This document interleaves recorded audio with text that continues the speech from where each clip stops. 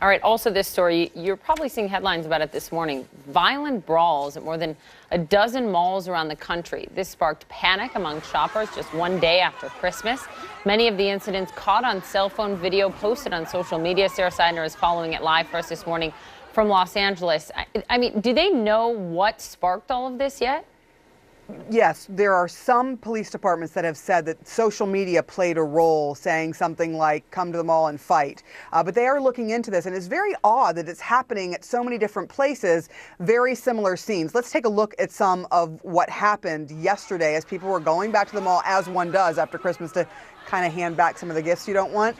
You can hear people screaming here as punches are thrown. And this is inside the shops at Buckland Hills. A large chase then ensues. You see people running there. Our affiliate in Hartford says one of the officers was assaulted trying to break up that fight. Then we move on to Fort Worth, Texas. That area and that mall that you see there, that's put on lockdown following a massive fight there, including over 100 middle school and high school students near the food court. Officers had to go store to let people out once that lockdown was lifted. Then we move on to Aurora, Illinois. This is the start of what evolved into a massive fight at Fox Valley Mall. Teenagers had to sprint down the stairs trying to get away after the fight broke out. The mall forced that mall to close for the entire day after that happened. Then in Ohio, this is ridiculous. You see this happening over and over again. That mall put on lockdown following unfounded reports at first of an active shooter. And then police say that all began because a fight broke out among teenagers in the food court and someone mistakenly thought they heard gunfire.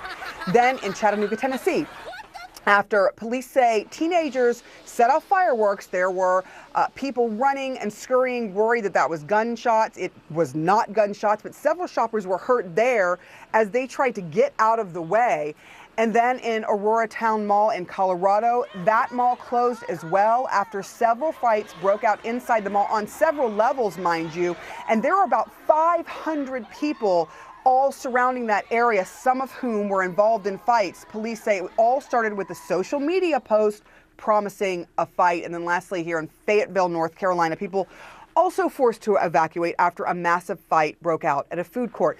Police are looking into this and trying to figure out if there's any connection between all of these, because it is very odd that you have more than a dozen of these happening across the United States, all inside malls. And they're checking social media, right? But so far, no evidence on social media?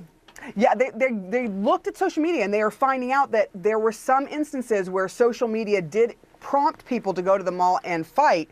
But this is really odd for this to all happen all at once. So there's a lot of looking into that this morning, Don. Sarah, thank you very much.